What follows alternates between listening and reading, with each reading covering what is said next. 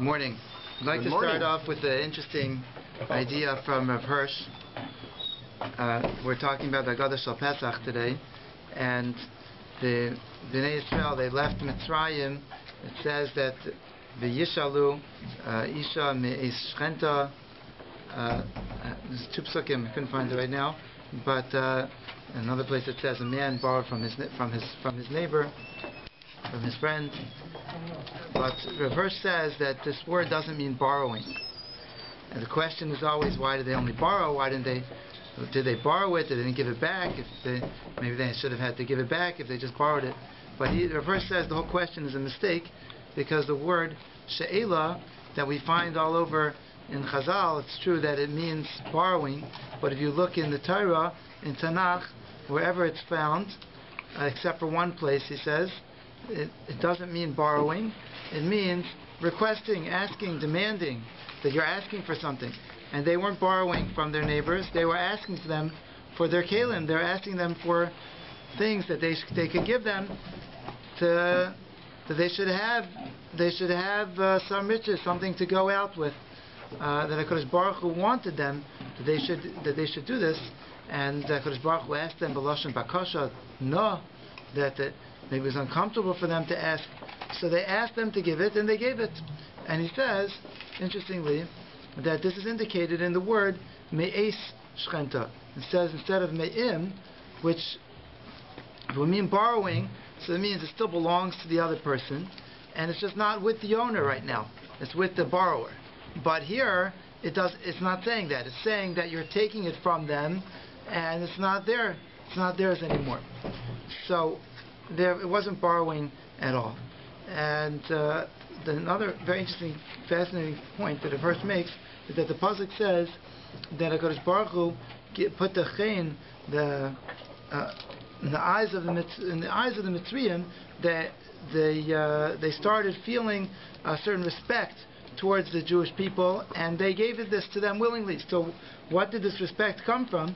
It came from the fact that in Makas Choshech, for 3 days, he says the Mitzrayim were basically like paralyzed during those 3 days, and they couldn't do anything.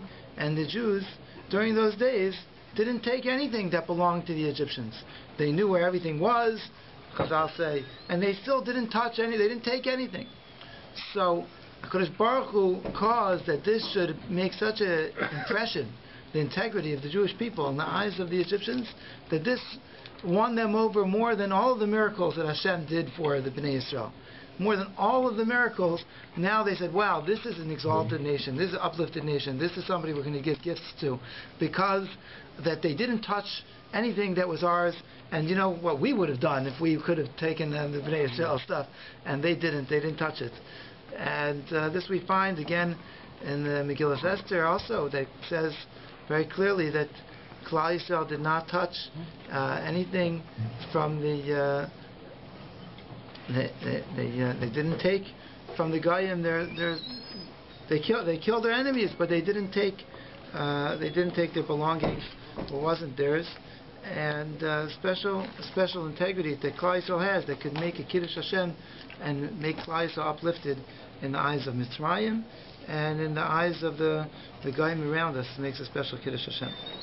I want to share with you a word from the Maral, and the Maral takes this and goes further and further and further, and we're just going to say the beginning of the word.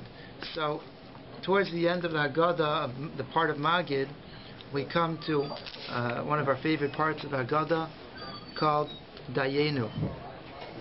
Okay, and it's a nice song, and we sing it. And the beginning of Dayenu starts off, Kama Ma'ala Toivais Lamakam Aleinu.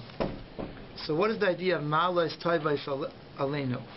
So the Maral says that each one of these 15 Dayenus, 15 things that are enumerated here, that we thank HaKadosh Baruch Hu, that if it would have been only this one thing, that would have been enough for us. That was something that elevated Klal Yisrael. That was a ma'ala, that was something that lifted us up and brought us to an more exalted level. And the number 15, says Rav Hirsch, is not it's not a coincidence, because we find that there were 15 steps in the Beis HaMikdash that went up from the Ezes Noshim to the Ezes Yisrael, Tesvav Malos, and those 15 steps are connected the 15 Kapitlach of Tehillim Shira Malos. Sefer Tehillim, we have 15 Shira Malos, and there are 15 days in the month, the Chamisha Asa Yomim, where the moon reaches its climax until it starts to wane again. So the process of rising and elevation and growth is 15 steps, the 15 dayenus. And this itself is not a coincidence, as we find that it's connected the Shem Yud Kei. The pasuk says, Ki b'ka Hashem tzur elamin. Because Baruch Hu created Olam Haza and Olam Haba with the Shem, with the Isiyas Yud and Hey.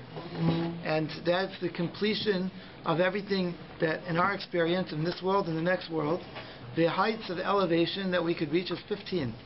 Now, again, this is Maral language. What does this mean for us? It's all very cool. It's awesome. 15 steps, 15 Shira Malos, 15 days of the month. They go up to the climax elevation. 15 gematria of Ka that Hashem created the world with, and 15 dayenus, and dayenus is prefaced with Kama Malos, Toivos Aleinu. So it's all Malos, but still it leaves us on our level, so, okay, 15, where does 15 take us? But we know there's a significant number, and we also know that all the dayenus are bringing up one after the other to different levels that Klal Yisrael is reaching. So the Maral says, in a general sense, that there are really three categories to the dayenus. You could break it up into the first 5, the next 5, and the last 5. The first 5 were taking Klal Yisrael out of Mitzrayim. The second 4 will go into a little bit more detail. The second 5 are raising Klal Yisrael up, that they're going above the Kayach HaTeva, that Klal Yisrael is above nature, and they have this elevated status within the world. And the third level is the mitzvahs and the connection that Kodesh Baruch Hu gives to us, ultimately reaching the Binyan Beis HaMikdash Bana Lanu as Beis HaBechira L'chaper Al Kol Aveineseinu. So, so these are the 5 levels. Klal Yisrael, the 3 levels. Klal Yisrael, when we were in Mitzrayim, we were swallowed up within Mitzrayim, like we didn't have our own essence, we didn't have our own Metzias. And this was in the broad sense, the biggest miracle of all. The Maral speaks about at length, that Kodesh Baruch Hu gave us our own being, that He took us out from amongst another nation that we were swallowed up in, and Mechoshech Me'afela L'Eira. So the first 5, see if I could find the details of here. Shloshech Alakim. So he says that one second. Hatziyanu mi Mitzrayim, v'asu bohem shvatim. Kodesh Baruch Hu did makos, judgments against the Egyptians. 3, v'asu be'leheyem, He did against their gods. He smashed them. Harag b'chayreyem, God killed the chayrim of the makas b'chayros, the firstborn. V'nasan lanu es mamaynam, and He gave us their mammon. These are the first 5. Kodesh Baruch Hu gave us the money and the possessions of the mitzvah. All of this was at the time of Yetziah, the time until we left Yetzias Mitzrayim. This was the way that we left, and then we have after that 5 more, beginning with the Kriyas Yamsuf. This is after Klal Yisrael left, and this is the Kodesh Baruch Hu raising up Klal Yisrael to a level above the Teva. Kriyas Yamsuf, that we run a B'Seicha B'Charava. Kodesh Baruch Hu brought us that it was dry land. V'Shika Tarena B'Seicha, He drowned our enemies inside of it. V'Sibik Tzachina B'Midbar, Kodesh Baruch Hu took care of us in a miraculous way for 40 years in the Midbar. V'Chilanu Es Aman. And all of these were also tremendous milas in Klal Yisrael. HaKadosh Baruch Hu takes care of us in a supernatural way. And then, finally, we have the last 5, which are talking about mitzvahs that HaKadosh Baruch Hu gave us, and the special kesher HaKadosh Baruch Hu gives us.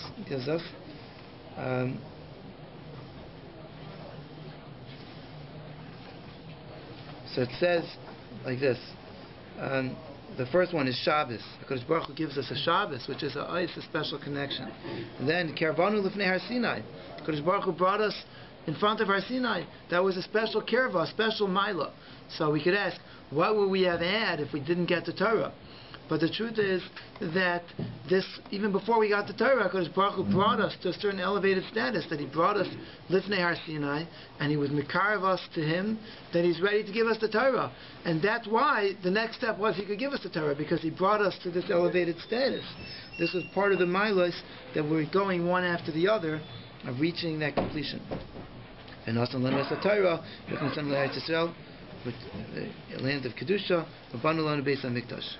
Now, he goes through all of them in detail, and it's very interesting. Maybe you could see it if you take the Maral Haggadah Shal Pesach and look where it says Dayenu.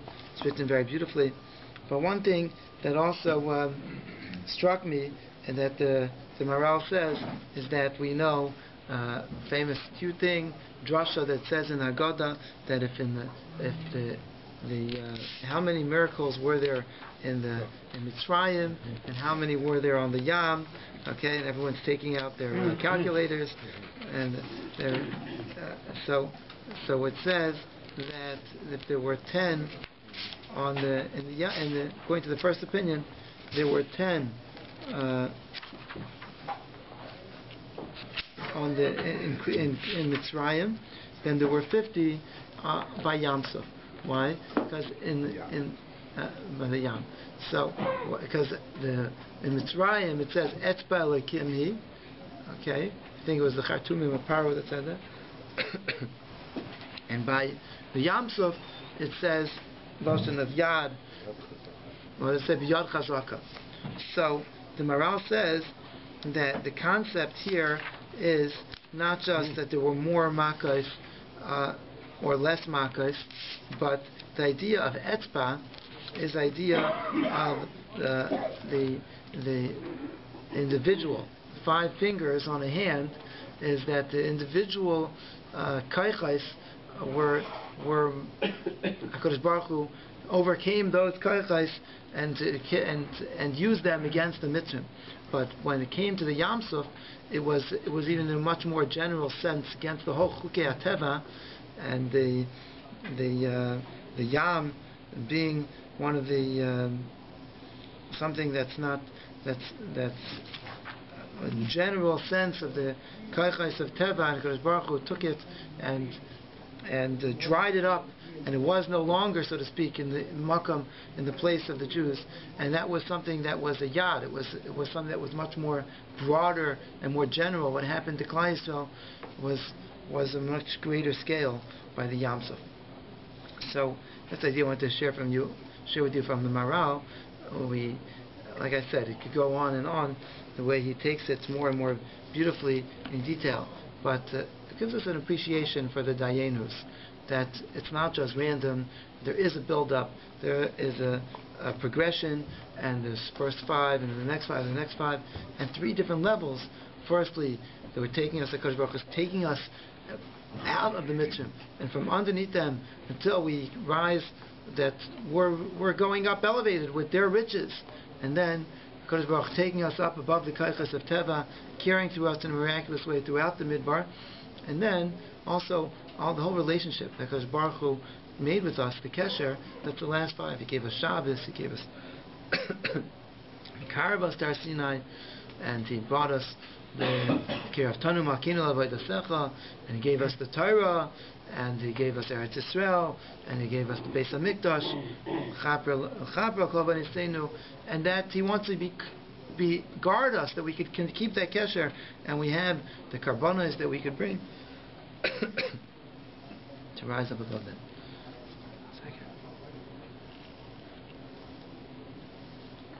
Okay, I want to share with you some Divrei Torah also about the greatness of the miracles. Some of that which we discuss in Haggadah, sometimes intriguing aspects of it. So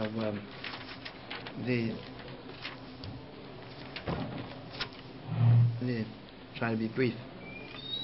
It says, somebody asked me this question this week, and I told them I remember having this question myself, but I didn't remember the answer. And then I was preparing, and I saw in the Beis Halevi reminded me that he asked this question, and it gives a beautiful answer. It speaks about this. So the question is an obvious question. It's a main, focal point in Haggadah that HaKadosh Baruch Hu didn't use a malach. HaKadosh Baruch Hu did it b'chvayda v'atzmai.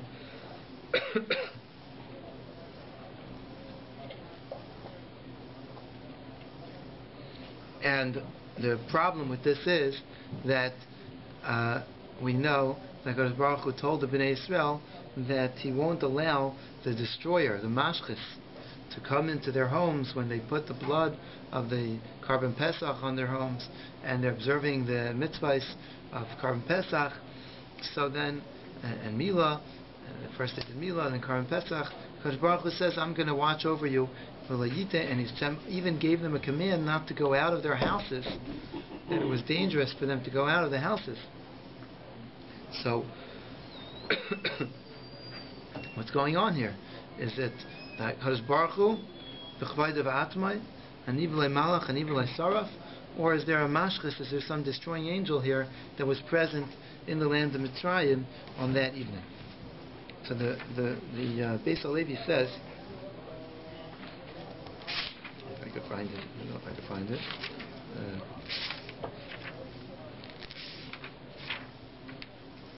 Okay.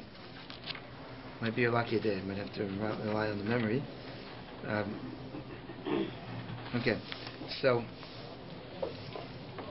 Beis Halevi says that there were two levels. The first level was Makas B'chayres itself. Kodesh Baruch Hu did this by himself. And the second level was that there was a magefa amongst the Mitzrayim. There was a plague. And the plague, the way he says it, was generated, this is the way it seemed, that it was because of all the death that was going on around them. It doesn't seem like it seems like it takes a long time for the decay and the bacteria to spread.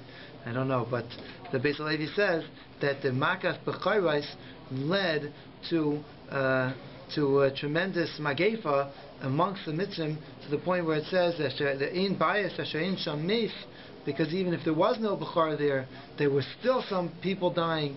And it says that l'makeh Mitzrayim b'vchayreyem, because the Kodesh Baruch Hu was using this as a makkah against all the Mitzrayim, because once the Bechayrim were dying, so now there was a plague against all the Mitzrayim, that many of them were dying as a result of this plague.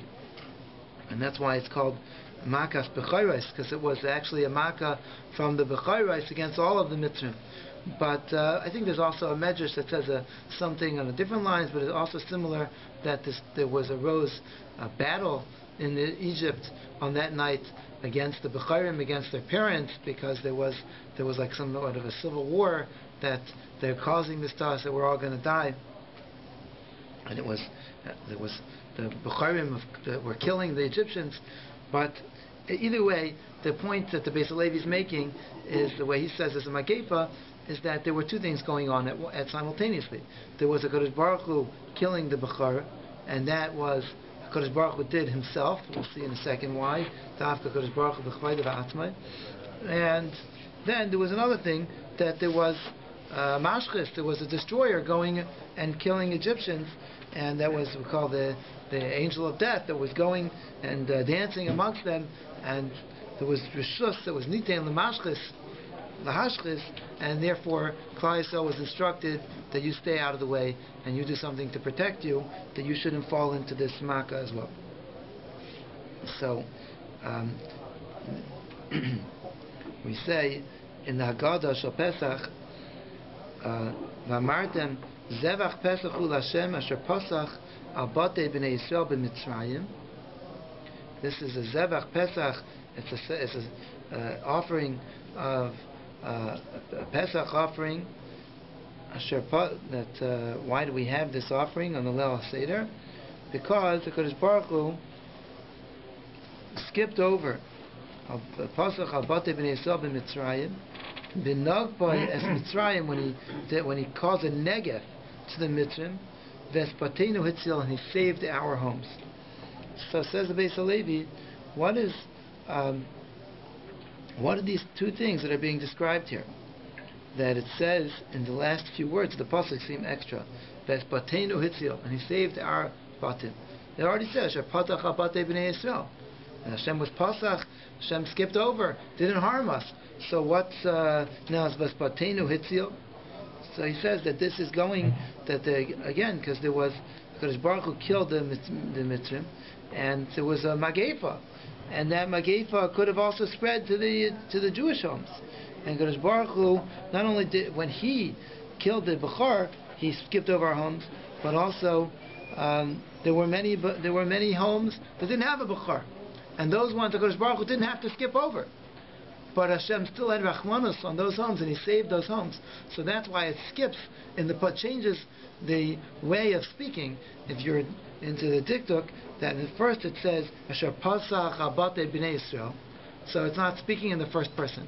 Because Baruch Hu skipped over the homes of the Jewish people. Vespateinu, and our homes, Hitzil, He saved. So why does it switch like this from the homes of the Jewish people and then our homes? Because a person, not all the homes that Kodesh Baruch Hu had to skip over. Kodesh Baruch Hu skipped over the homes of the Jewish people, the ones that had a Bechor. But the ones that didn't have a Bechor in it, so then Kodesh Baruch Hu didn't necessarily have to skip over that home, because he wouldn't have gone to that home. There was no Bechor there. But what he did do is Espatenu Hitzil, all of our homes, any home, any Jewish home, our homes, even whether we had a Bechor or not, Hitzil, Kodesh Baruch Hu saved from this Magefa that was going on in the didn't place the blood on the doorpost, and you didn't, then their Bechor would have been killed, or what would happen? That's why Kodesh Baruch Hu says that they have to do that. I don't think that we find that they did. There's a Rashi. I didn't just chaz over this Rashi recently, so I don't remember the details of it. But Rashi does say that it did protect them, even if they weren't found within their own home. But I think he also says it the other way. That, okay, I don't remember exactly, but that's a good question. Let's say somebody didn't do it, would they still be saved? Good question. I'm confused. Wasn't everybody required, even with or without a Bechor? They were. That's an interesting point. Saying, why were they mechuyev to put the blood on the doorpost? And that was everyone who brought the Karban Pesach had to do, because Baruch Hu didn't just tell the Jewish people who had a Bechor that they have to do it. So the Beis HaLevi is saying that it was really only necessary for the Nes, for that reason, if they had a Bechor in their house. This is a good question. There was an element where they had to do what they were told, even whether the idea of saving them from Makas Bechor applied to them or not. But it is a good point. And this was part of it wasn't just Kodesh Baruch Hu couldn't see into the home, and he needed a sign on the doorpost to, I think Rashi or maybe some of the Farshim say maybe it was even in the inside of the doorpost. The question is, inside or the outside? But certainly Kodesh Baruch Hu didn't need a revelation, something to show him whether it was a Yiddish home or not. There's even a medrash that says by Moshe Rabbeinu, when Moshe Rabbeinu was counting the Leviim, and they were counted from 30 days old and up. So Moshe Rabbeinu is going to go into the home of maybe the mother's nursing the child. It's not tznius. He's going to go in. So I think there's a medrash that Rashi brings that there was that Kodesh Baruch Hu, there was like a Ruach HaKodesh here. There was a nevuah that there was a bat call, I think, that came out when he came to the doorway. How many kids were in? So I'm just saying, Kodesh Baruch Hu didn't need the Jewish people to remind him whether they're there or not. But it was something for us to do, and to us to show that we are distancing ourselves from Avodah Zarah and slaughtering the Avodah Zarah of the Goyim, and we shouldn't fall into the kitrug that was upon them. And something that to our Mesiras Nefesh, HaKadosh Baruch Hu, b'damai chayi, the Ma'achi, that Hashem saved us with that Mesiras Nefesh. But I want to speak about, again, another Beis Halevi that I thought that was fascinating, that idea, how he even ties it into the Pasuk, that there's two ideas. Pasach al Batei B'nai Yisrael, and in Batenu Hitziel, there was two things going on here. And there was Ani V'lai Malach, Ani V'lai Sarav. There was a Kodesh Baruch Hu doing it B'chvayda V'atzmai. But there was also a Mashchis, like the Pasuk says clearly. There was also an angel of death that was there in Mitzrayim on that night, that the Jewish people were guarding themselves from, and that Kodesh Baruch Hu was guarding them from as well. That they had to stay separate from the Egyptians on that night. Shouldn't be together with the Egyptians somehow. Maybe we could even add on my own that not only they shouldn't be found with the Egyptians and they had to stay home and not be found in the streets, but they shouldn't be at all identifying with the Egyptians at all. They had to have that Korban Pesach with the blood that's showing that we have no shaykhs to the Egyptians and to their God, and we're totally separating ourselves and standing apart. That they shouldn't be within the same klal as the Egyptians, and that they shouldn't the mashkas shouldn't view them together. Now the Beis Halevi, again on the same topic of Ani V'lei Malach, Ani V'lei Sarah, the pasuk says V'avarti be'eret Mitzrayim. The Kodesh Baruch Hu was saying, V'avarti, I will pass through the land of Mitzrayim, B'layla zeh, V'yikesi kol b'char. And Chazal darshan, V'avarti ani v'lei hamalach, V'yikesi v'lei saraf, Ani Hashem, Ani hu v'lei acher, I'm the one, not another one. So the Beis Halevi explains in a deep way, maybe on our level we'll understand it somewhat, but not fully. What is this concept that Hashem says, it's I, no malach, and no saraf, no angel? So there's another medrash that the medrash says that by Makas Chayshech, HaKadosh Baruch Hu came to the Egyptians, came to the Malachim, and he said to the Malachim, it says, the pasuk says, the pasuk says, Shalach Chayshech, I think it's the pasuk in Tehillim, the Yachshech v'lei maru es tevarai. So who didn't rebel Hashem's words when Hashem ordered Chayshech? Amar Kodesh Baruch Hu l'malachim, Uyim heim ha'mitzrayim lokas b'chayshech. The Egyptians are worthy of being hit with Chayshech. Miyad, all of the malachim, hiskimu kulam, they all agreed, they all were maskim to Kodesh Baruch Hu, v'lei maru echad mehem es tevarai, and not one of them rebelled against His word. So what is the concept here? That Hashem needs the askama, He needs the agreement of the malachim, that none of them rebelled. So the Beis Halevi says that the concept is that as far as the teachings of Kabbalah teach, and Sefer Nevesh HaChaim speaks about this in Oifen of Nigla, but the Beis Halevi is also speaking about the same concept, that what we see in this world is really an emanation, something of ashpais, of kaichais, that come from above. And there's something hishtalshlus advarim of the way things filter down towards us on our level, in our physical level in this world, in Olam Hazeh. So, HaKadosh Baruch Hu, what we see, a fire in this world, so that's not really, that's the physical manifestation of fire. And there's something, a more spiritual roots to it, and something above that, till it comes to the straight Ratzon of HaKadosh Baruch Hu, pure Ratzon of HaKadosh Baruch Hu. But HaKadosh Baruch Hu leads this world, and things run in this world and exist in this world. HaKadosh Baruch Hu sends things down to this world through this process of maybe it's through the kaichavim and through different kaichais that HaKadosh Baruch Hu created and runs, and things come through those. Okay, from above. So when it comes to the nes of Makas B'chayres and HaKadosh Baruch Hu taking Klal Yisrael out of Mitzrayim, that was on a whole different level than the Nisim miracles that Kosh Baruch Hu has done for tzaddikim throughout the generations.